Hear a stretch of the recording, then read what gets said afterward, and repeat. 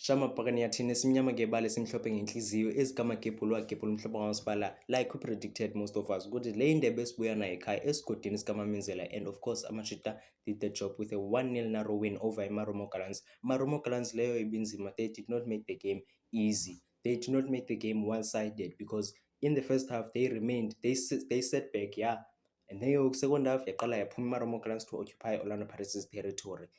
There were even moments whereby the temper was down, the fans tried to raise the spirits Amachita, of which that helped because Amachita managed to create enough chances, but they were not clinical in terms of converting those chances, all because of the solid defense in Marumo Gallants. But their defense was solid up until the 90th minute. Ukusukela lapho, the impact players about Dion Horton or Sipho Mbule pounced on them to help Urilim Fugeng claim as only the second league title.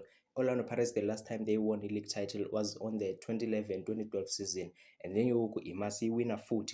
That means we only have 2 league titles. That tells you but asna like a grand play in the Belina.